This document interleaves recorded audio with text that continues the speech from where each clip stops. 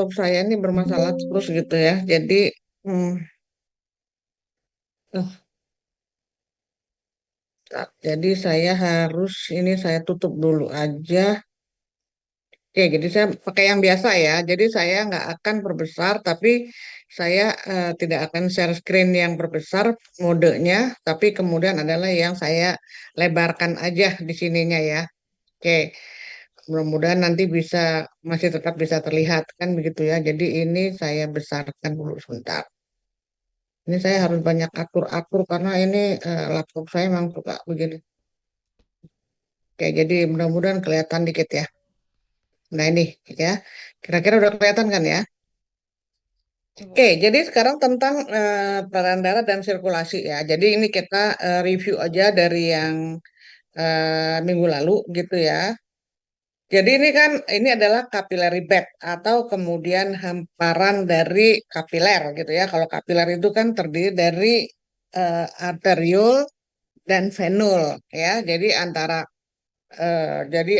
jadi arteri itu mengecil ya, kemudian akhirnya dia bercabang, kemudian nanti dia membentuk anastomose ya, atau kemudian akhirnya jalinan antara arteri dengan venul, terus kemudian akhirnya darah kembali menuju ke jantung itu melalui dari venul menuju ke vena kan begitu ya. Nah, nanti terjadilah pertukaran ya. Pertukaran antara ini kan antara arteri dengan venul itu jadi nanti ada semacam istilahnya tukaran zat, tukaran zat itu kan termasuk sisa-sisa metabolisme ya. Terus kemudian juga pertukaran gas ya, kan begitu. Nah, jadi gasnya yang dibawa adalah CO2, bukan CO2 tapi ada bukan O2 tapi adalah CO2 ya. Nah, jadi terus kita akhirnya nanti karena di sini ada melewati jaringan ya, jadi ada jaringan pembuluh darah yang tipis begitu ya. Kemudian nanti juga akan berhubungan dengan apa ya istilahnya dengan cairan intersisial atau jaringan cairan yang kemudian itu adalah yang ada di sekitar pembuluh darah kan begitu ya di sekitar luar pembuluh darah. Jadi nanti pembuluh darah itu ada air, ada cairan ya berupa plasma yang ada di dalam pembuluh darah, tapi juga ada cairan intersisial ya, yang kemudian itu adalah nanti bagian dari cairan ekstraseluler. Ingat ya, jadi kalau cairan interseluler gitu ya atau intraseluler itu ada di dalam sel ya. Tapi kalau dia kemudian cairan ekstraseluler itu adalah yang di luar sel, termasuk itu adalah tadi cairan intersisial dan kemudian nanti cairan yang ada di dalam plasma begitu ya. Nah, terus kemudian nanti kita lihat di sini ada beberapa faktor yang mempengaruhi tekanan darah ya. Itu kan minggu lalu kita sudah pahami ya. Jadi di sini ada nanti terkait dengan tekanan pembuluh darahnya itu adalah terkait dengan diameternya ya. Jadi nanti pembuluh darah yang besar itu ya beda tekanannya dengan pembuluh darah yang kecil gitu ya. Terus kemudian nanti ada cross sectional area of vessel. Jadi yang tadi ya. Jadi kemudian nanti kita bisa lihat eh, tadi kan ada apa tadi ada arteriol dengan venul gitu ya. Itu kan cross sectional ya. Kemudian tekanan darah sendiri nanti ditentukan oleh eh, apa namanya pompa dari ventricle ya. Jadi kalau misalnya kita nanti ada ventricle yang dalam keadaan sistol dibandingkan dengan yang dalam keadaan diastol. Nah, terus kemudian di sini juga ada viskositas ya. Jadi kalau misalnya sekarang eh, orang-orang yang mengalami diabetes ya, itu kan kemudian plasma darahnya itu kan juga kemudian lebih lebih kental ya, sehingga kemudian akan mempengaruhi viskositas yang kemudian mempengaruhi tekanan darah kan begitu ya. Nah, jadi kalau kita lihat di sini, jadi ini juga diulang gitu ya dari minggu lalu ini hanya review saja. Ya, jadi kalau misalnya kita lihat di sini tekanan dari arteri gitu ya. Jadi di sini adalah kita lihat dari elastik arteri, muskular arteri, arteriol, kapiler, venul, vena, dan vena cava. Ya, Anda bisa lihat di pembuluh-pembuluh yang besar seperti aorta gitu ya dan kemudian vena cava ini nanti diameternya itu pasti lebih besar ya sehingga kemudian juga tekanannya juga cukup besar. Nah, tapi kalau kemudian nanti di sini apa diameternya gitu ya diameternya kan kecil di sini ya. Kalau dari antara arteriol dengan venul kemudian masuk ke kapiler ini kan kecil ya. Nanti kemudian akan mempengaruhi tekanan darahnya. Nah, Anda bisa lihat di bagian kanan ini ya. Jadi semakin besar itu pasti tekanannya lebih besar ya. Semakin kecil juga tekanannya makin kecil. Nah, tetapi kalau di sini kemudian cross seksionalnya Anda bisa lihat ya. Jadi daerah yang dilalui oleh darah itu kan yang kemudian tadi lewat arteri, arteriol, venul sama vena itu nanti kemudian daerah yang cross seksionalnya seperti ini gitu ya. Nah, kalau kecepatannya gimana? Kalau kecepatan udah pasti yang namanya arteri gitu ya, apalagi aorta itu pasti lebih besar dibanding dengan kecepatan pada waktu pada dibandingkan dengan vena ya atau venul. Kenapa? Karena kita tahu diameternya itu dipengaruhi juga nanti ketebalan ya, ketebalan dari pembuluh darahnya. Jadi kalau pembuluh darah arteri itu kan karena dia dikelilingi oleh otot ya. Jadi ini adalah otot apa namanya otot pembuluh darah gitu ya. Jadi kemudian jadi dia lebih besar begitu ya kalau di arteri dibandingkan vena. Nah, kemudian nanti di sini kita juga lihat ada sedikit dibanding dengan ini kalau kita lihat di sini adalah tentang tekanan darah yang ada di arteri ya. Jadi semua tekanan darah itu berdasarkan darah yang keluar dari jantung ya, artinya yang kemudian masuk ke dalam arteri. Makanya kemudian di sini disebut dengan tekanan darah arteri ya. Makanya ini kita bisa lihat tekanan darah arteri ini kemudian biasanya dipelihara atau kemudian memang dijaga ya. Kenapa? Karena kan tadi dari apa, pembuluh darah yang sangat besar kemudian masuk ke yang kecil kan begitu. Nah, ini untuk penyeimbangnya. Ini kemudian harusnya dijaga di kapiler bednya gitu ya. Kalau kapiler bednya terganggu biasanya akhirnya nanti di pembuluh darah besarnya juga akhirnya bisa terpengaruh kan begitu ya. Jadi tekanan darah arteri ini akan meningkat sejalan dengan pemompaan sistol dari ventrikel. Jadi ketika kemudian darah itu keluar dari jantung, ya itu kan dipompa ya. Kemudian akhirnya nanti dibandingkan dengan darah yang masuk ke ventrikel lagi, tapi dalam keadaan diastol. Ya, jadi dalam keadaan istirahat lah sebenarnya ya. Diastol itu kan dia apa ventrikelnya kan melebar sehingga kemudian dia siap untuk diisi oleh darah ya. Jadi intinya adalah pada saat ventrikel ditekan, ya kemudian mengecil dibandingkan dengan keadaan ventrikel dalam keadaan melebar kan begitu ya. Nah, jadi eh, yang disebut dengan puls gitu ya atau kemudian pulsa dari apa tekanan ritmik dari jantung ya jadi yang disebut dengan osilasi itu mengiringi setiap denyut jantung kan begitu ya jadi kalau kita sekarang ngukur Anda kalau ngukur apa namanya kanan pulsnya itu ya itu kan bukan ritmik ya Anda bisa itu dipegang di nanti kan kalau nggak salah di pergelangan ya terus kemudian nanti antara lengan sama tangannya itu kemudian di ujungnya Anda bisa merasakan di situ ya Anda bisa merasakan jenutnya jadi kalau misalnya Anda olahraga bisa juga jenut di situ tapi yang paling mudah sebenarnya adalah ketika kemudian kita merasakannya itu di leher sebenarnya ya di leher itu di bawah rahang ya di antara rahang atas rahang bawah gitu ya atau kemudian bawah rahang bawah itu juga bisa kita rasakan pulsanya ya.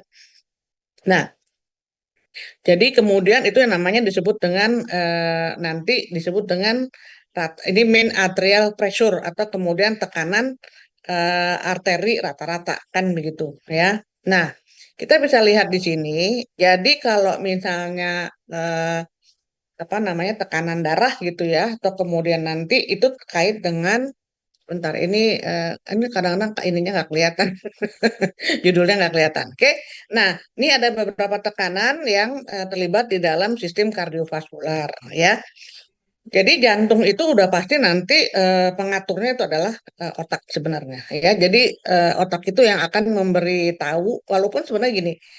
Otak kan ada yang namanya aksis ya. Aksisnya itu adalah otak dengan jantung ya.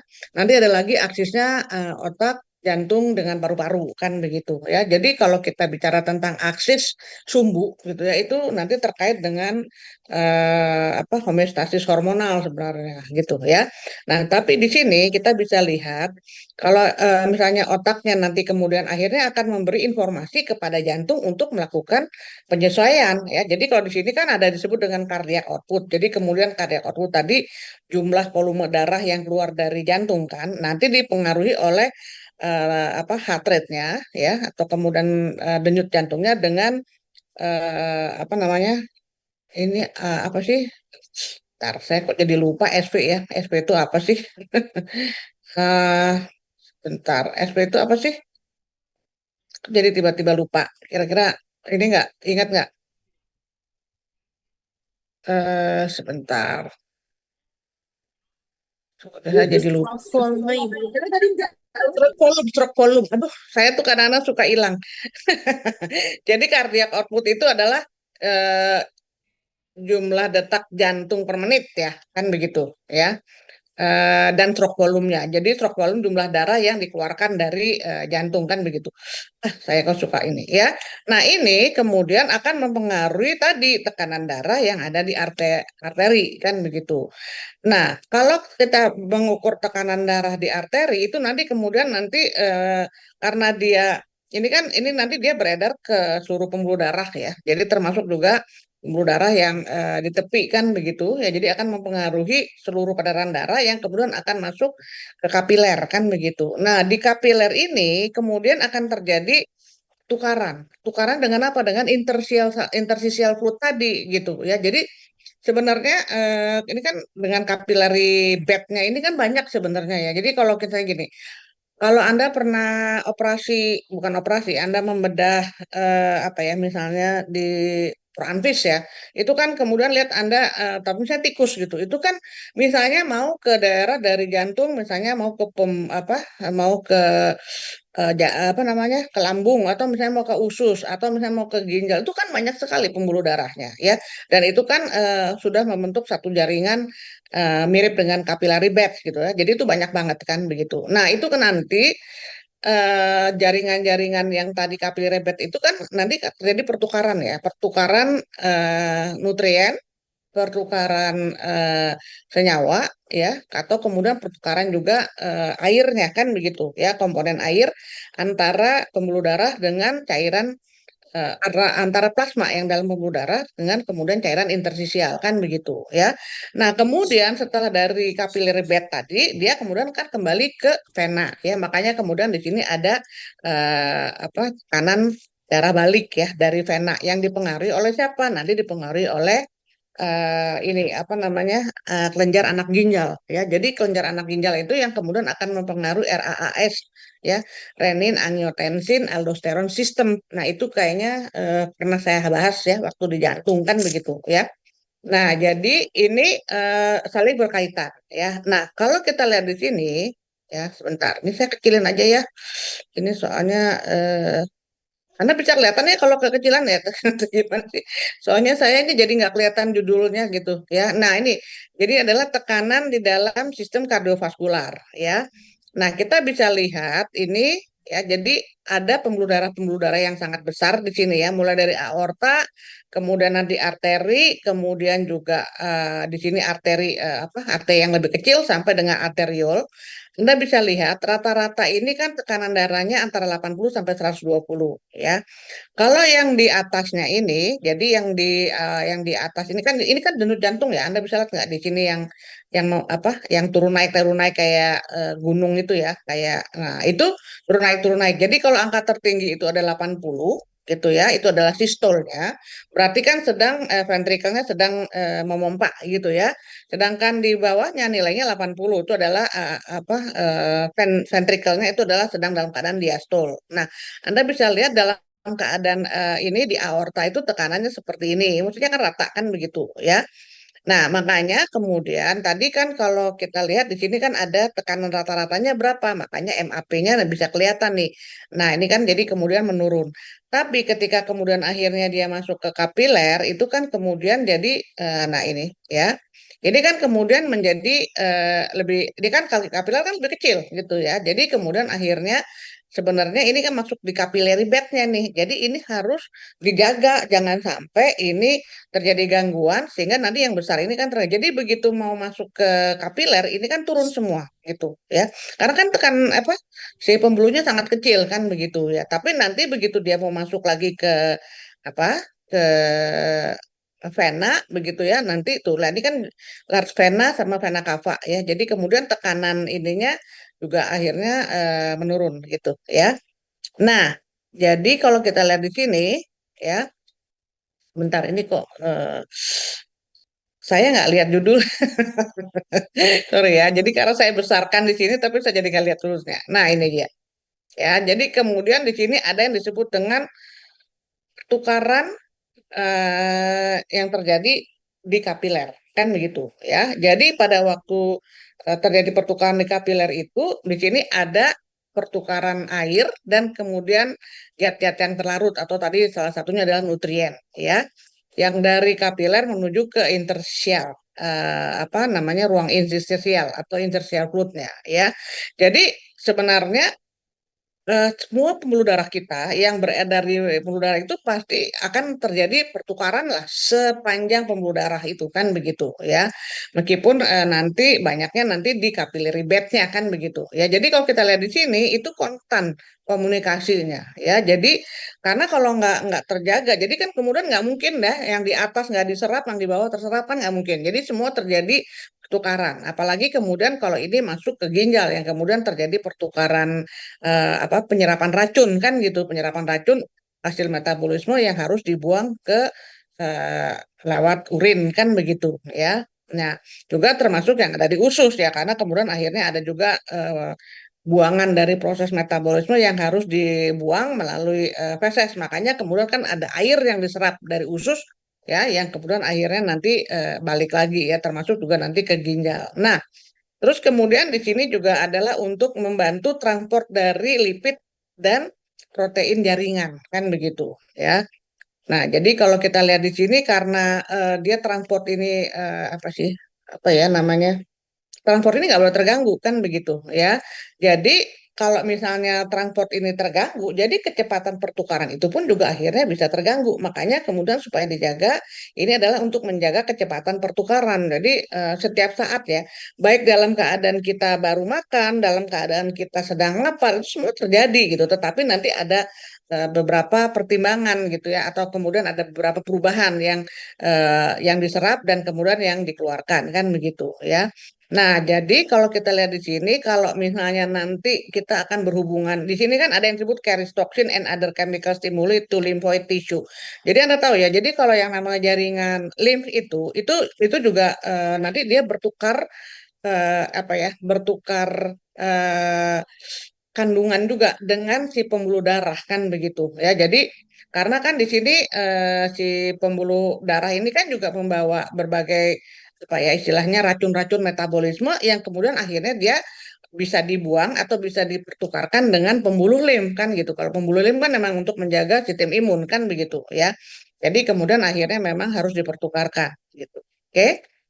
Nah, kemudian nanti di sini juga ada peristiwa yang terjadi ya. Di sini adalah proses yang terjadi pada saat cairan itu melewati dinding kapiler ya. Anda sudah tahu yang namanya peristiwa difusi gitu ya. Terus kemudian juga ada filtrasi yang biasanya nanti ini terjadinya di ginjal begitu.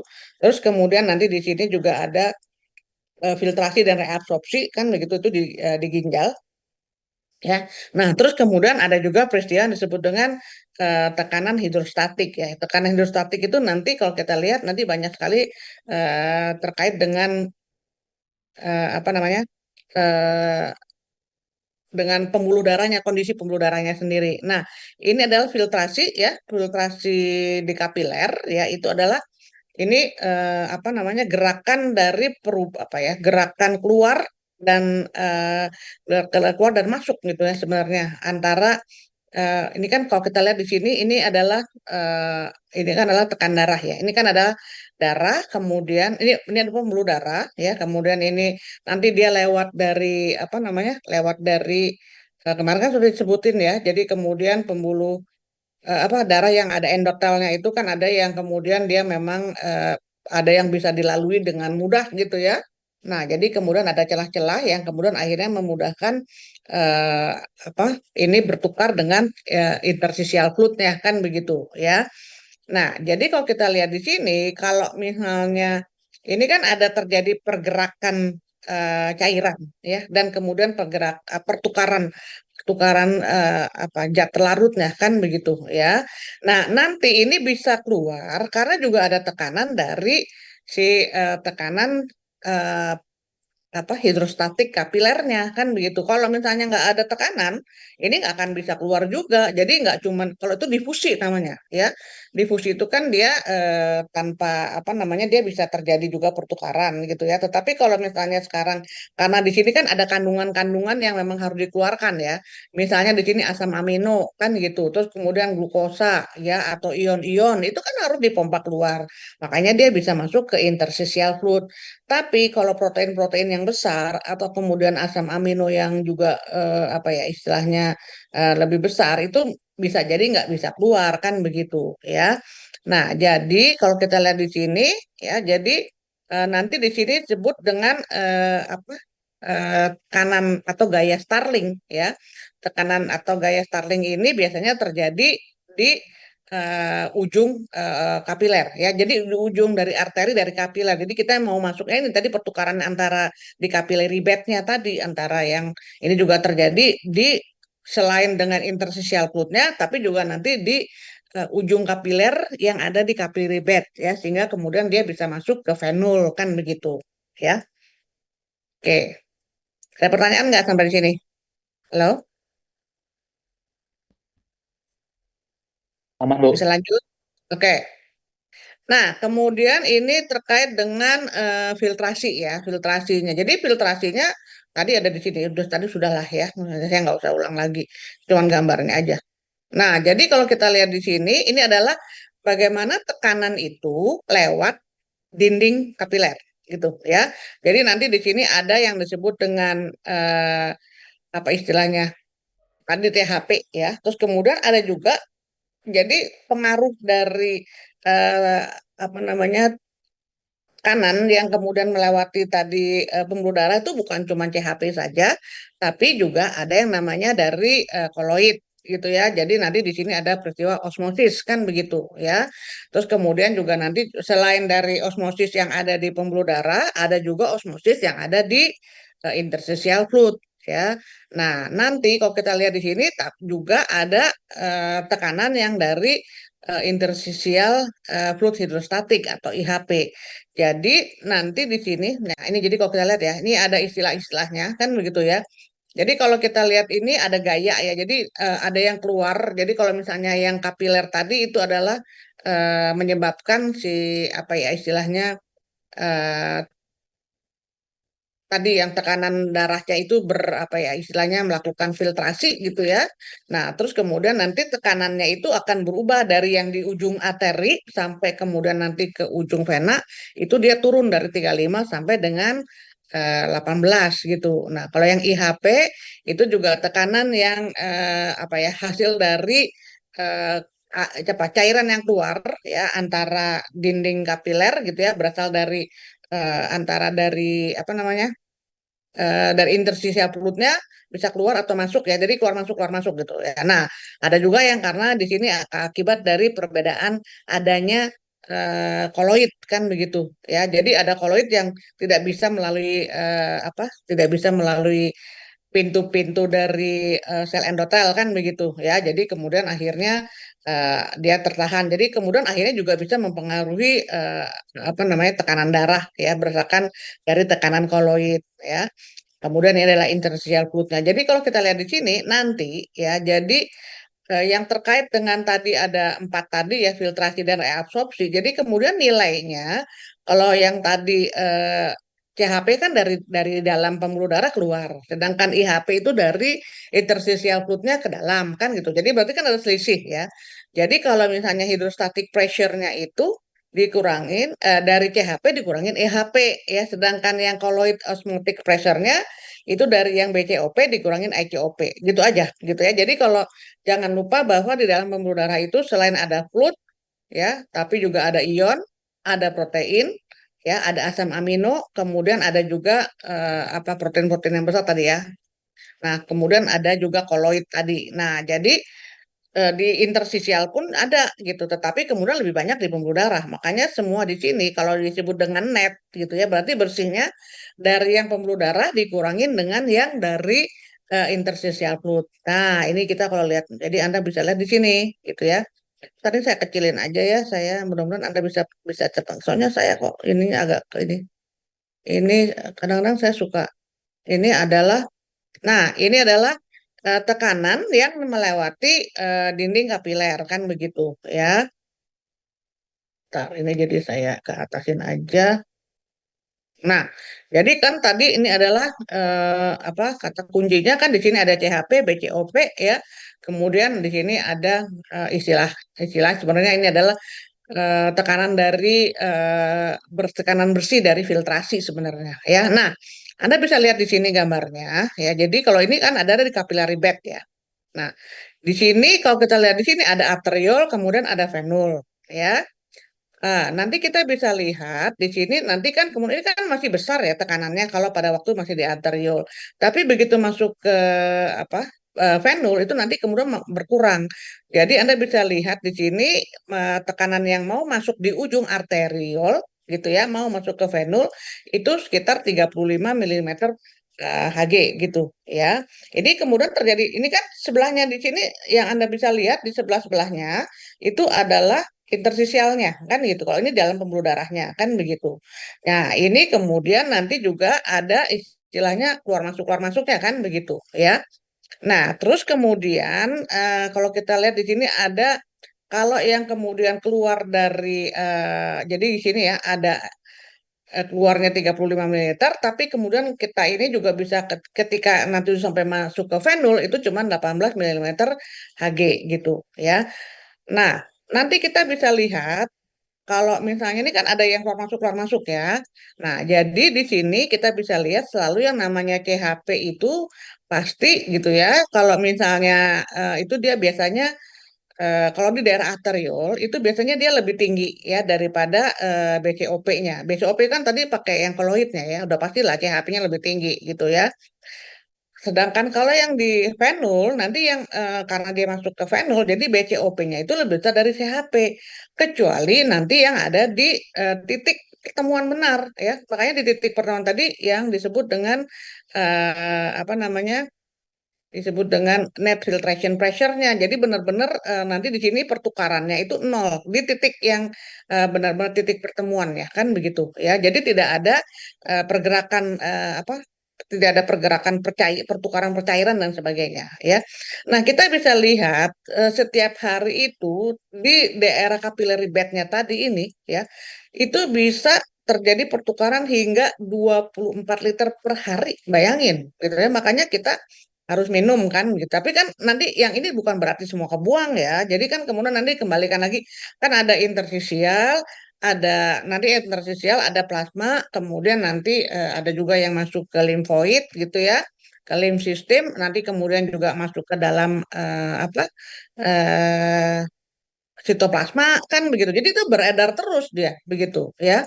Jadi ini cuman ada yang di antara interstisial. Nah, ini belum nanti yang ke misalnya ke jaringan atau kemudian nanti ke sel kan begitu. Ya, ini masih di daerah interstisial fluid ya, langsung aja gitu ya di sekitar pembuluh darah gitu ya. Nah, sedangkan diabsorb lagi. Jadi dari tadi yang tadi dia bergerak 24 liter per day itu kan diabsorb lagi coba lihat di bagian vena sekitar 20,4 kan begitu. Jadi ya memang akhirnya muter-muter aja. Nah, yang sisanya yang tadi disebut dengan ada sisanya ya dari 24 menjadi 20,4 kan sekitar 36. Ini kemana? Nanti ini diabsorpsi di di kapilernya apa pembuluh lim kan begitu.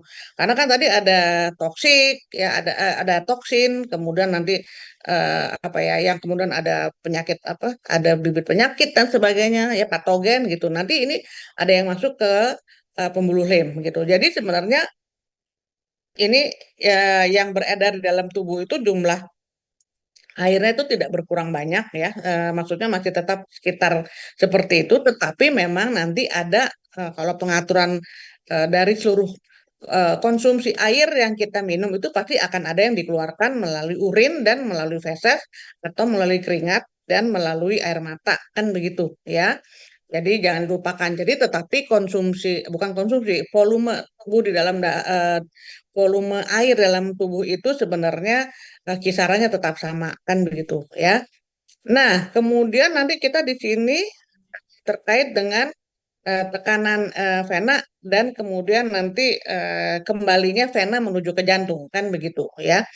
Nah, jadi kalau disebut dengan venous return atau kemudian kembalinya pembuluh darah vena itu adalah kecepatan dari darah memompa kembali menuju ke jantung yang didorong oleh apa? Nah, ini yang disebut dengan apa tekanan gradien. Tekanan gradien itu di mana? Karena ini kan di bawah ya, dari kaki kita yang di bawah. Kemarin ingat ya, jadi kalau misalnya dia mau dipompa itu kan kemudian dia tadi lewat capillary bed, kemudian masuk lewat ke venul, kemudian ke vena. Nanti kemudian akhirnya dia lewat kalau dari kaki itu kan ada yang disebut dengan bikuspit ya, valve-nya bikuspit dia balik lagi.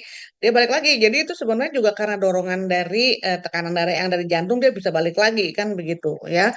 Hebatnya dari jantung kita yang kecil itu tapi bisa juga akhirnya memompakan kembali darah balik ke jantung kan begitu ya.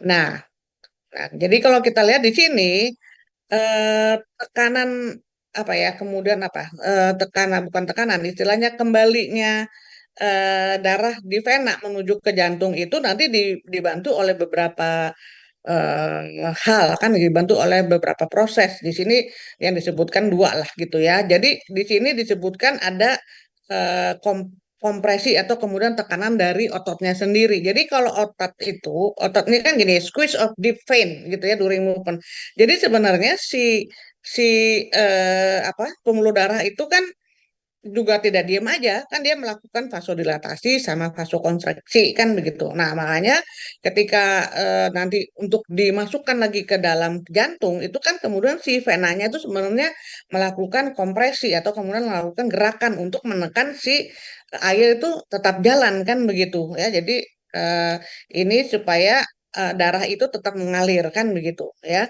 Nah, kemudian juga ada yang disebut dengan pompa pernafasan ya. Jadi kalau kita lihat di sini, Anda kan pernah dibantu kalau kita bernafas itu kan dibantu sama toraks ya. Kemudian itu toraksnya. Jadi kalau misalnya kita inhale, inhale itu kan menghisap gitu ya. Jadi kemudian akhirnya nanti di sini apa si rusuknya itu kan kalau inhale kan dia membesar, kalau exhale kan dia menekan kan begitu ya. Jadi kemudian ada gerakan dari respirasi yang kemudian juga akan membantu si darah ini juga untuk bisa tetap berjalan kan begitu ya. Jadi di sini ada tekanan dari toraks gitu ya, kemudian akan juga meningkatkan darah apa ya namanya di sini kan misalnya tadi di sini increase abdominal pressure gitu. Jadi kemudian bukan cuman ada, jadi karena kita tahu ya di sini kan ada diafragma. Diafragma itu kan nanti bisa mengembang, menutup, kan bisa ke atas, bisa ke bawah kan begitu. Nah itu juga sebenarnya membantu si darah itu untuk bisa mengalir menuju jantung sebenarnya ya. Oke, jadi terus kemudian ini regulasi ya. Ya jadi mungkin ini apa? Nah, di sini ada yang disebut dengan autoregulasi. Kalau jantung jelas ya, jantung itu kan dia otonom gitu ya. Tetapi walaupun dia otonom, dia tetap juga diatur sebenarnya. Jadi gini, kalau yang disebut dengan otonom ya dia harus terus terus berdetak ya. Jadi kemudian ada pulse-nya itu kan ya. Tetapi denyut jantungnya itu juga nanti dipengaruhi oleh apa mekanisme saraf ya. Jadi kalau misalnya Anda misalnya apa mau ujian atau kemudian Anda nanti mau sidang atau mau seminar itu kan pasti deg-degan gitu ya. Itu kan deg-degan itu kan bukan dipengaruhi oleh jantung tapi dipengaruhi oleh istilahnya stimulus yang Anda terima sehingga kemudian Anda merasa ya istilahnya jadi apa agak anxiety atau agak cemas atau agak stres kan gitu. Nah, itu kan itu yang akan kemudian akan mempengaruhi kerja jantung kan begitu ya. Jadi sebenarnya ini saling berhubungan lah ya. Jadi itu yang namanya disebut dengan homeostasis itu tidak terlepas dari pengaruh dua sistem besar yaitu sistem saraf dan sistem hormon kan begitu ya. Nah, terus kemudian di sini sebentar ya tadi udah terus kemudian Nah, jadi kemudian kalau kita lihat di sini bagaimana ini autoregulasi. Saya judulnya apa sih nggak kelihatan. Ini autoregulasi dari aliran darah di dalam jaringan gitu ya. Nah, jadi kalau kita lihat di sini ini disebut dengan kan kalau pembuluh darah itu berdenyutnya itu kan kalau nggak dia vasodilatasi atau dia vasokonstriksi kan begitu ya. Kalau kemudian nanti ini si apa vasodilator, jadi sebagai agen-agen yang kemudian bisa membuat pembuluh darah itu melebar kan begitu ya.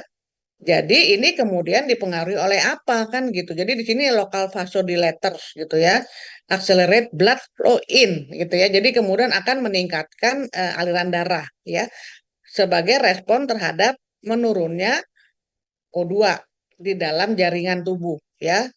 Sedangkan ini juga akhirnya juga ada juga karena ada peningkatan CO2. Makanya kemudian kalau kita sesak napas ya, itu kan kemudian akhirnya kita berusaha mengambil O2 secepatnya gitu ya. Jadi kan kemudian kita mengambil napas lebih cepat dan kemudian akhirnya itu kan sebenarnya juga mempercepat nanti denyut jantung sebenarnya. Jadi ada hubungan antara pernafasan dengan kemudian dengan peredaran apa kandungan O2 dan CO2 ya. Tapi kalau misalnya dalam keadaan apa namanya ya, kita ini misalnya dalam keadaan di suatu tempat yang polutan gitu ya, terus kita kan merasa sesak kan begitu. Nah ini kan itu juga mau nggak mau nanti akan membesar itu si pembuluh darahnya karena kita berusaha untuk menangkap O2 sebanyak-banyaknya kan begitu ya. Jadi artinya kemudian ini si CO2-nya kan kalau di tempat yang polutan tinggi kan pasti tinggi ya. Sehingga O2-nya kan menurun. Nah, itu kemudian akhirnya nanti juga bisa mempengaruhi supaya si pembuluh darahnya itu membesar kan begitu ya. Nah, terus kemudian juga ada asam laktat. Asam laktat ini pada waktu kita olahraga kan begitu. Nah, pada waktu kita olahraga itu mau nggak mau kan nanti juga akan berusaha untuk menangkap O2 apa ya istilahnya lebih banyak lah sebenarnya kan begitu ya. Terus kemudian juga ada peletasan dari asam nitrat dan kemudian nanti ada konsentrasi peningkatan konsentrasi ion K dan H ya di interstitial fluid. Jadi kemudian kalau kita lihat di sini ini beberapa yang kemudian akan mempengaruhi pembuluh darah gitu ya. Nah, jadi pembuluh darahnya untuk melakukan pelebaran ya. Terus kemudian juga di sini ada inflamasi ya atau kemudian juga pada saat peningkatan suhu kan begitu ya. Nah, jadi yang kayak begini ini terus kemudian akhirnya membuat kita kan kalau elevated yang namanya vasodilator kan kalau misalnya ini itu kan kita berusaha menangkap ini ya, istilahnya O2. Makanya kan pembuluh darahnya tuh menjadi membesar gitu ya, berusaha. Makanya kemudian kan wajah kita jadi merah tuh, habis olahraga kan itu jadi merah juga. Pada waktu kita kepanasan, kegerahan, itu juga pembuluh darahnya kan jadi akhirnya membesar. Itu kan kemudian akan memperlihatkan misalnya kalau kulit kita putih ya, gitu. Itu jadi terlihat kok wajah kita menjadi memerah kan begitu. Ya itu kalau di sistem integumennya itu terlihat seperti itu. Nah, sedangkan ini, jadi kalau kita lihat, jadi pengaturannya ini dipengaruhi oleh ini. Jadi untuk homeostasisnya tuh pasti cuma ada dua aja lah gitu ya, sistem saraf dan sistem hormon kan begitu.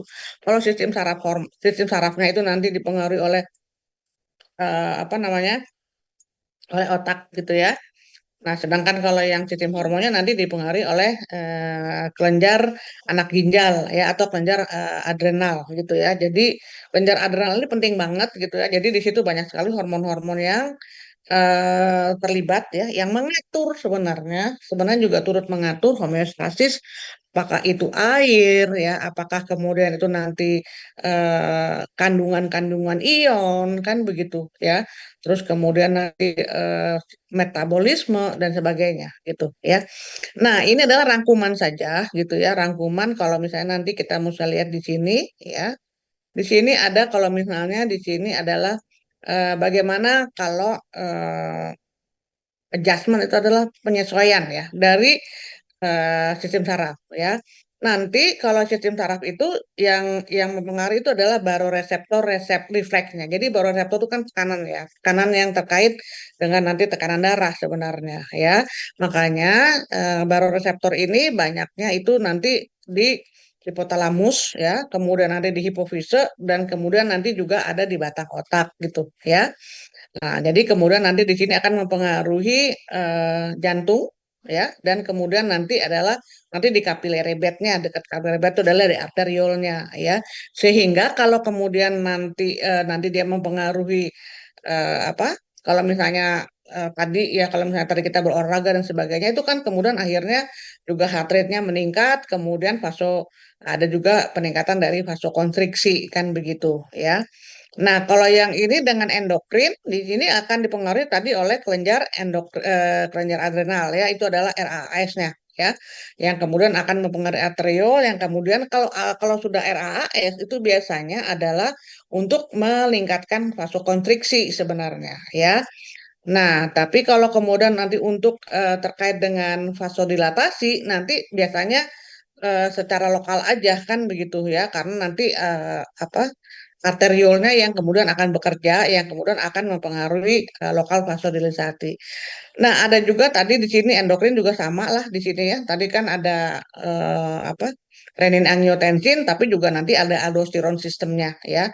Ini yang kemudian dipengaruhi adalah ginjalnya sendiri. Ini adalah untuk meningkatkan pengambilan kembali air dan ion Na. Jadi ini nanti kan saya juga ngajar di sistem endokrin ya. Jadi ini juga cukup panjang ya kalau sistem endokrin ini. Jadi tapi dia sangat berhubungan erat dengan sistem peredaran darah sebenarnya ya. Jadi kalau misalnya sekarang jangan lupa kalau nggak salah sekarang anak muda juga udah mulai banyak yang terkena gagal ginjal begitu ya. Jadi saya nggak tahu kenapa itu meningkat, tapi salah satu indikasinya adalah mulai dari makanan dan minuman ya. Jadi mulai dari sekarang Anda coba udah tahu, udah pernah ngambil mata kuliah misalnya Anfisvan gitu ya. Terus Kopro Anfis, kemudian sekarang peredaran darah, ada juga endokrin. Jadi sudah mulai dikurangin minuman-minuman yang mengandung gula gitu ya, atau soda-soda gitu ya. Jadi kemudian akhirnya lebih banyak minum air putih lah kan begitu. Ya kalau udah tahu mestinya Anda lebih pintar gitu ya. Oke. Nah, ini kemudian kita maju lagi ke sini. Nah, jadi begini. Saya akan beri tugas ya. Di sini kan ada banyak sekali gambar ya. Jadi di sini ada berapa gambar ya. Nanti ini saya kasih ke siapa namanya, ke Raja. Kan Anda selama ini belum pernah dapat tugas ya, kan begitu. Jadi di sini ada gambar-gambar. Ini adalah untuk apa ya? Untuk memahami sebenarnya homeostasis gitu ya. Jadi ini homeostasisnya ini kan ini ada satu ya gambarnya gitu ya. Terus kemudian nanti ini sini ada apa? Ini ada dua, kalau nggak salah kan gini ya, ada dua, terus kemudian nanti ada tiga, gitu ya. Nah, kemudian nanti ada empat, empat, dan kemudian ada yang terakhir lima. Oke, nah jadi sebenarnya nanti Anda bisa lihat gambar ini dan kemudian nanti Anda bisa jelaskan di dalam penjelasan itu. Jadi semua masing-masing nanti apa namanya? Atau kalau misalnya ini sebentar. Raja itu mahasiswa jumlahnya berapa ya? Raja ya, 59 ya? Halo? Iya Bu, kurang lebih 59. Coba saya pastiin. Oke. Atau misalnya gini, satu gambar, satu mahasiswa. Jadi kalau misalnya lima gambar, jadi berarti setiap, ini kan ada lima. Jadi kalau misalnya Anda banyak ya, jadi maksud saya kalau lima-limanya tuh berat juga gitu ya. Jadi dibagi satu gambar satu gitu. Jadi satu anak satu. Jadi tapi dibagi, ini kan ada lima. Ya, jadi misalnya nanti Raja ngerjain yang homeostasis yang mana kan gitu, nanti temennya yang mana kan gitu, paham nggak maksud saya? Jadi nanti Anda ada yang mengerjakan yang ini nih, ini kan homeostasis semua, ya. Misalnya ini terkait dengan yang baru reseptor gitu ya. Terus kemudian yang ini terkait dengan kemoreseptor gitu ya. Terus kemudian ada yang mengerjakan tentang ini adalah tentang tekanan darah dan dengan volume darah kan begitu ya. Nah, kalau ini adalah ini sama lah sebenarnya, tapi yang tadi kalau yang ini secara lewat jantung, kalau yang nanti lagi ginjal kan begitu ya. Meskipun begini sebenarnya. Kalau Anda kerjakan lima-limanya, Anda bisa tahu hubungannya gitu. Tapi kalau terlalu berat, nanti Anda silakan aja. Raja bisa komunikasi, bisa diskusi sama teman-temannya. maunya gimana gitu ya. Kalau mau lima-limanya boleh gitu ya, tapi dengan Anda tahu lima-limanya, Anda tahu kondisi Anda sebenarnya gitu ya. Anda tahu kondisi Anda sehingga kemudian nanti Anda bisa kapan nanti bisa tahu kapan nanti misalnya terjadi peningkatan tekanan darah gitu ya, kemudian terjadi penurunan tekanan darah, sebenarnya Anda tahu semua. Tapi kalau misalnya itu terlalu berat, kadang-kadang kan mahasiswa kadang-kadang katanya merasa banyak banget tugasnya kan begitu. Udah dibagi aja. Tapi kalau ujian semuanya nanti bisa saya keluarkan. Paham nggak maksud saya? Halo? Bisa nggak? Paham nggak? Paham, Bu. Paham, Oke, Bu, paham. jadi nanti Anda bisa saling bertukar informasi. Ngerti nggak? Iya, Ya. iya, Bu, paham. Ah, ya. Kan ujiannya minggu depan ya? Ujian, enggak, kan ujian udah ya. Ini kan nanti untuk ujian akhir kan? Iya, Bu, Ya, benar. nah, ujian akhir. Jadi nanti Anda harus saling bertukar informasi antara, jadi kan ini ada 5 nih ya. Jadi ini adalah regulasi dari tekan darah ya, atau kemudian homeostasis lah gitu ya, homeostasis dari tekan darah. Jadi kemudian masing-masing buat satu-satu. Tapi kalian harus bertukar informasi. Saya buat yang ini, Anda buat yang itu, yang lain buat yang mana. Jadi pada waktu ujian nanti Anda bisa saling bertukar informasi. Paham nggak maksud saya? Paham, Bu. Oke. Silakan, mau ngerjain semuanya silakan, tapi mau ngerjain satu-satu, tapi nanti Anda bertukar informasi silakan. Itu ya, semuanya akan dinilai. Jadi kan selama ini kan belum ada tugas ya. Nah, nanti juga ada tugas presentasi sebenarnya. Jadi ini adalah untuk menambah nilai Anda gitu. Ya, nilai Anda itu kan nanti apa ya lumayan lumayan lumayan jadi kalau misalnya Anda nanti dipengaruhi oleh apa misalnya Anda punya banyak tugas kalau misalnya ujiannya jelek gitu ya itu kan bisa dibantu sama biasanya saya nggak pelit angka gitu ya kalau untuk tugas gitu jadi nanti bisa nilainya cukup tinggi gitu jadi kemudian akhirnya bisa mengimbangi nilai UTS atau UAS-nya yang kurang bagus kan begitu ya jadi ini sebenarnya untuk membantu Anda lah sebenarnya ya kira-kira begitu ya nah jadi eh jadi tadi, oke, jadi ini kan ada gambar-gambarnya mulai dari yang di sini aja nih. Ya, dari homeostasis adjustment ini, ya semuanya homeostasis deh. Ya. Jadi di sini kan kalau misalnya tadi tadi ya ada yang disebut karena tadi adanya saraf, adanya pengaruh dari otak, kemudian juga ada pengaruh dari hormon, kan begitu, ya.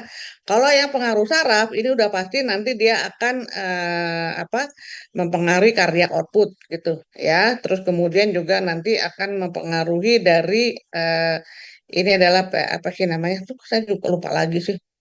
Silakan carilah gitu ya untuk menjaga vital organ. Nah, terus kemudian nanti di sini ada beberapa pusat-pusat aktivitasnya, termasuk nanti ada pusat kardiak. Pusat kardiak itu ada di mana? Kan begitu ya. Terus kemudian nanti ada pusat dari kontrol gerakan pembuluh darah kan di sini ada vasokonstriksi dan kemudian vasodilatasi kan begitu. Vasodilatasi dan ini nanti dipengaruhi oleh apa? Nanti dipengaruhi oleh yang namanya eh, kalau yang vasokonstriksi ya itu lebih kepada nanti RAAS tadi ya oleh kelenjar kelenjar apa namanya kelenjar adrenal kan begitu. Nah, sedangkan vasodilatasi itu biasanya nanti dipengaruhi juga oleh gas NO ya makanya penting banget kita punya gas NO gitu ya. Gas NO ini nanti kalau di otak itu juga kemudian memang sangat dibutuhkan juga gitu. Jadi kalau Anda misalnya lihat gini ya, yang namanya apa vaskula apa sih namanya tadi capillary bed itu juga banyak sekali di otak, saudara. Jadi otak kita itu apa pertukaran gasnya itu banyak banget ya. Makanya kan akan kalau misalnya kita terpapar CO2 udah pasti kita pingsan lah kan begitu ya. Tapi kalau kita banyak punya O2, jadi kemudian Anda bisa belajar dengan jelas gitu ya bisa bisa akhirnya kemudian apalagi kemudian nanti kalau ujian itu kemudian ruangannya sehat segala macam tuh kemudian Anda bisa lebih berpikir lebih lebih lebih apa lebih mampu gitu ya untuk melakukan karena O2-nya banyak kan begitu ya. Nah, itu contoh-contoh saja. Nah, terus kemudian di sini tadi sudah ya. Nah, ini kalau misalnya terkait dengan beberapa contoh ya. Di sini misalnya tadi cardiac output udah pasti nanti yang mempengaruhi itu adalah sistem saraf otonom. Yang mana? Yang simpatis. Kalau simpatis itu udah pasti akan meningkatkan apa kecepatan jantung atau nyunut jantung sama kemudian kontraktiliti dari otot jantungnya sendiri. Kemudian juga, nah jadi nanti Anda bisa tahu ya apa bedanya nanti sistem saraf simpatis dan parasimpatis kan begitu. Dua-duanya dia ada jalur. Kemarin kan udah saya ajarkan pada waktu di jantung kan ya. Jadi, nah tapi ini juga akan mempengaruhi pembuluh sebenarnya. Jadi tugas yang kemarin apa waktu ujian kemarin itu ada RAS sampai kemudian dengan sekarang itu sebenarnya sangat berhubungan ya. Oke, terus kemudian nanti di sini juga terkait dengan tekanan ya, tekanan dari baroreseptornya ya. Nah, ini juga adalah untuk apa?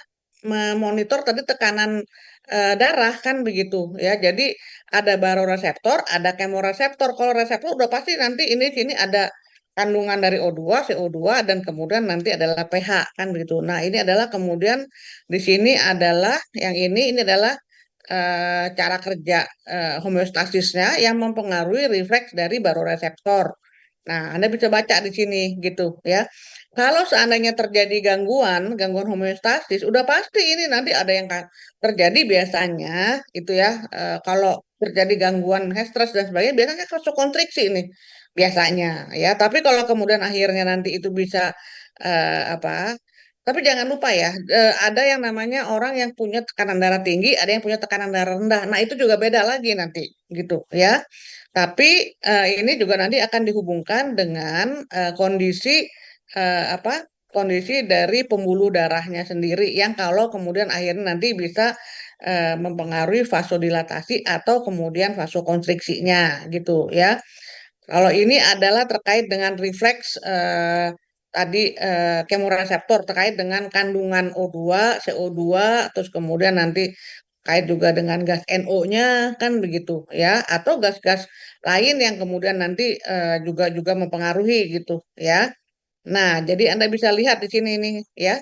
Nah, ini kan kemudian kandungan-kandungan apa saja yang kemudian akan mempengaruhi dari gangguan homeostasis terkait dengan gas-gas itu kan begitu. Ya, jadi pembuluh darah kita itu ya nanti sangat dipengaruhi oleh tadi homeostasis tadi gitu. Ya, jadi jangan sampai itu kalau kita tahu, jadi kita bisa paham. Nah, kayak kemarin-kemarin ada kejadian itu ya, kecelakaan itu ya. Tahu kan kecelakaan kereta api kan? Tahu, Bu. Ya, itu udah pasti korbannya kalau dia meninggal pasti dia mengalami benturan. Udah kalau benturan itu udah pasti dia bisa mencelakakan otak kan begitu ya. Terus kemudian akhirnya juga bisa mencelakakan jantung dan parunya kan begitu ya. Apalagi pada waktu kejadian itu malam hari yang mungkin banyak pekerja dan itu kemudian rings kan gitu. Jadi kemudian oh duanya pasti nggak ada itu, udah pasti itu ya. Terus kemudian mengalami pelukaan, pelukaannya juga parah-parah kan begitu ya. Sampai kemudian akhirnya yang wafat 15 ya nggak salah. Tapi masih diperkirakan masih ada lagi yang wafat karena kan mereka cederanya parah kan gitu ya. Nah, yang kayak begitu itu udah pasti kalau mereka tidak bisa satu cederanya berat semua gitu ya. Kedua ditambah dengan lingkungan yang kemudian memang tidak menyediakan O2 yang cukup kan begitu ya. Jadi udah pastilah apa namanya. Makanya kalau misalnya pertolongan pertama itu yang namanya apa ya istilahnya apa sih untuk kayak ventilator itu ya untuk mendapatkan CO2 itu harus ada sebenarnya ya. Jadi itu untuk pertolongan pertama seperti itu ya. Nah, terus kemudian nanti di sini terkait dengan apa namanya hormon gitu ya, hormon dan kemudian regulasi dari sistem peredaran darah. Ini tadi sudah saya sebutkan tadi RAS gitu ya. Anda harus tahu tuh RAS itu apa ya. Nah, di sini juga akhirnya nanti terkait juga kalau misalnya nanti apa ya apa terjadi gangguan itu kan kemudian akhirnya gangguan apapun ya. Jadi itu kemudian harus pembuatan pembuatan sel darah merah kembali gitu. Ya, sel darah merah untuk apa? Tadi terkait dengan untuk peningkatan O2 kan begitu ya. Nah, jadi eritropoietin ini kalau misalnya kita gagal ginjal gitu ya, ini eritropoietinnya nggak terbentuk. Makanya kemudian akhirnya mereka mengalami anemia kan begitu, sampai bahkan sampai kronis, sampai akut kan begitu ya. Nah, ini Karena si hormon ini kan hormonnya itu adalah di ginjal ya, tapi kemudian nanti dia akan bentuk kemana? Nanti salah satunya adalah ke hati kan gitu untuk membentuk sel darah merah kan begitu ya. Jadi Anda tahu jalur-jalur yang kemarin yang sudah pernah dipelajari gitu, lihat aja lagi gitu. Ya, jadi ketika Anda, saya maunya begini, ketika nanti Anda lulus dari mata kuliah ini, minimal 60% Anda tahu kondisi tubuh Anda yang berhubungan dengan sistem peredaran darah gitu. Jadi itu untuk pengetahuan Anda sendiri gitu, bukan hanya untuk mendapatkan nilai ya, tapi untuk mendapatkan bahwa oh kalau kondisi saya begini maka kemudian jantung saya begini, peredaran darah saya begini, kemudian yang terjadi di dalam apa namanya larutan homeostasis apa yang terkait dengan air gitu ya. Air yang dalam tubuh saya seperti ini kan gitu. Minimal itu saja dulu gitu ya. Jadi saya nggak menuntut banyak-banyak, minimal 60% lah Anda bisa paham tentang tubuh Anda gitu ya. Nah, kemudian di sini juga ada terkait dengan yang disebut dengan ini adalah dengan regulasi dari tekanan darah dan volume darah ya. Nanti juga Anda bisa lihat di sini yang akan mempengaruhi tekanan darah kan begitu. Jadi ini sebenarnya sebagian besar udah saya berikan gitu ya. Nah, tapi kemudian Anda nanti bikin karena ini dipecah gitu. Jadi kan enaknya kalau di grafik yang seperti ini kan kemudian akhirnya di apa ya diperdalam lah misalnya gini di sini kan ada yang disebut dengan eh, hormon natriuretik ya peptide gitu ya ini sebentar ini natriu sebentar nih R-nya kurang natriuretik ya natriuretik peptide itu adalah hormon yang kemudian memang sengaja diproduksi oleh jantung sendiri untuk menjaga apa? Untuk menjaga tekanan darah gitu ya. Nah, jadi kemudian ini nanti dipengaruhi apa pada waktu si detak jantung itu berdenyut gitu ya. Jadi jadi sebenarnya setiap organ tubuh kita itu sebenarnya ada hormonnya kan begitu ya. Cuman jadi kalau kita belajar sistem hormon tuh juga capek gitu ya, banyak gitu ya. Sistem saraf juga banyak gitu ya. Sistem limf atau kemudian nanti sistem imun itu juga banyak. Jadi tubuh kita tuh kayak hutan belantara gitu ya. Kok banyak banget yang harus dipelajari. Makanya dokternya juga dokter spesialisnya kan banyak banget kan begitu ya. Tapi dokter-dokter itu pasti punya stetoskop. Itu aja. Semua dokter umum sampai dengan apa? Semua dokter umum sampai dokter spesialis ahli apapun atau super spesialis apapun mereka harus punya stetoskop. Untuk apa? Ya, untuk melihat denyut jantung gitu, ya. Nah, jadi kemudian nanti Anda juga bisa di sini ada juga terkait dengan homeostasisnya juga, ya. Tapi ini terkait dengan regulasi dari dari ginjal kan begitu, ya. Nah, itu saja. Jadi kita sudah sejam. Jadi nanti mohon ada tugas-tugasnya. Ini nanti saya bagikan ya. Yang kemarin udah selesai ya belum ini apa namanya? Udah saya bagikan belum ya? Part satunya belum ya, Raja? Part satu sudah, Bu. Ini yang part 2 belum. Ini yang kedua, yang pertama kemarin nanti saya share lagi aja, gitu ya. Yang kedua nanti kita tinggal yang ketiga. Ya, habis itu kemudian kan itu sampai tanggal 25 Mei ya, gitu ya. Jadi masih minggu depan kita masih kuliah lagi, gitu ya. Minggu depan ini hari Minggu ini kan libur ya. Minggu depan sekali lagi kuliahnya. Setelah itu kemudian kalian presentasi ya. Presentasi macam-macam, mau terserah, mau mulai dari darah, ya, ada juga. Jadi tolong nanti silakannya topiknya itu jangan sampai saling bertabrakan gitu ya. Jadi dibuat aja jadi mungkin satu grup itu bisa dibuat jadi 6 grup gitu. Jadi kalau 59 jadi ada berapa grup? 10 ya? Iya, Bu, 10. 10. Nah, 10 jadi misalnya kan kita sisanya itu tinggal kalau minggu depan itu tinggal sebentar. Kalau 10 berarti minggu depan itu kan tanggal 8 ya. Nah, jadi kita tinggal kan kalau nggak salah terakhir itu tanggal tanggal 29 ya. Kan masih ada 3 minggu tuh. Nah, itu bisa 10 mungkin jadi atau mungkin nanti yang 29 kita liburkan misalnya. Jadi Anda sekaligus presentasi 55 kan begitu ya. Bisa kan? Begitu. 55 20 menit jadi 100 menit. Kan hampir 2 jam juga ya nggak? Gitu kan? Bisa begitu ya, Eh, Raja? bisa, Bu. Oke, ya. Nah, jadi nanti saya akan share, tolong nanti dibuat ininya, tugasnya, dikumpulkan minggu depan kali ya, gitu ya. Jadi terserah mau dikumpulkan dalam bentuk tertulis atau kemudian dibentuk dalam apa namanya, dalam bentuk Word gitu ya. Tapi tolong Anda jangan copy paste aja langsung ya. Jadi itu Anda harus ubah ke dalam bahasa Indonesia kan gitu. Tapi juga jangan pakai terjemahan kan begitu ya. Jadi supaya Anda paham gitu, supaya Anda tuh kalau udah ini jadi yang bekerja itu kan cuma tangan, tapi kalau misalnya Anda pahami itu nanti otaknya juga bekerja kan begitu ya. Nah, itu saja dari saya. Ada yang mau bertanya nggak kira-kira? Silakan. Bu, izin bertanya Bu, Hmm? untuk tugasnya yang minggu depan ini tuh, untuk yang hemostatisnya ini, tadi kan katanya bukan ini kan, dibagi 5 sistem hemostasis itu dibagi per kelompok aja gitu, biar bisa bagi-bagi. Nah, itu tuh nanti Boleh. dikumpulnya jadi apakah dikompilasikan jadi satu dokumen atau satu kumpulan Eh, apa sendiri-sendiri Bu ngumpulinnya? Ya terserah aja deh. Silakan enaknya gimana aja. Saya mah nggak terlalu harus begini begitu. Kalau menurut saya mau dibagi kelompok ya. Jadi kan tadi 5 ya, 5 itu. Jadi terserah aja. Jadi ada kelompok satu ini, kelompok dua ini, kelompok ketiga ini. Kalian aja yang bagi siapa yang ini gitu. Kalau misalnya mau di dalam G Drive boleh gitu. Ya. Kalau G Drive kan akhirnya semua orang dapat nanti kan informasinya ya nggak.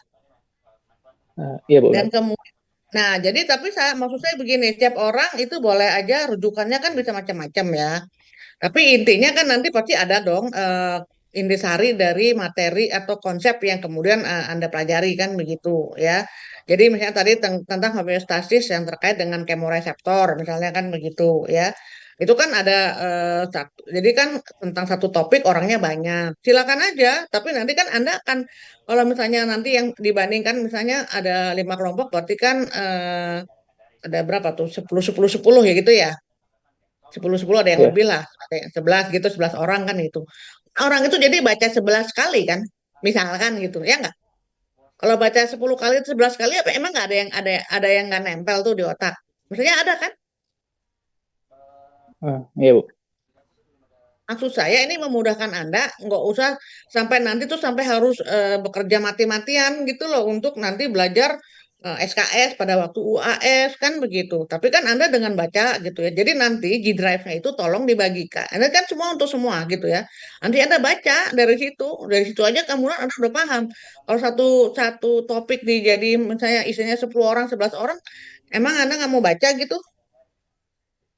Kan beda-beda misalnya isinya. Walaupun nanti ada satu konsep yang sama kan begitu. Ya kan? Ya, Iya Bu. tolong, jadi tolong aja apa namanya, mudah-mudahan Anda paham apa yang saya maksudkan gitu ya. Oke, saya udah isi itunya daftar daftar hadirnya, tolong diisi ya. Saya sampai jam 9 soalnya. Oke, ya jadi seandainya nih ya kita tuh pada waktu ini kayaknya malam-malam tuh nggak enak banget deh, nggak enak buat Anda, nggak enak buat saya gitu loh. Ini saya nggak suka banget gitu kuliah malam sebenarnya. Waktu sebelumnya endokrin juga kan lama gitu ya. Nah, sebenarnya enaknya sih kalau ada waktu misalnya nanti kan gini pada waktu pencil ya, pencil apa tuh? Pencilnya Proanvis ya. Kan ini sebagian besar kan oh ada asisten ya, ada asisten ya. Kalau misalnya kuliahnya pagi aja gitu kan enak itu. Misalkan kalau nggak ada Jumatnya nggak ada kuliah pagi banget, gitu. Tapi Anda bisa mulai misalnya dari jam setengah 8 sampai jam 9 gitu. Untuk presentasi kan enak kalau presentasinya di depan orang banyak. Masa di apa di online terus malam-malam sambil ngantuk-ngantuk. Anda juga nggak menyimak kali. Yang penting absen gitu kan nggak enak juga ya maksud saya. Paham nggak maksud saya? Iya Bu. Ya.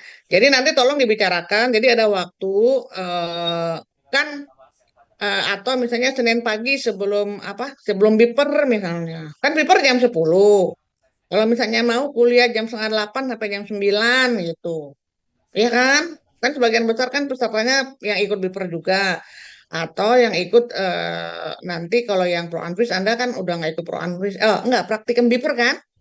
Praktikum biper kan nanti Anda cuman tanggal 22 Mei tapi kita mau kuliah lapangan ya. Adri ya? Iya, Bu.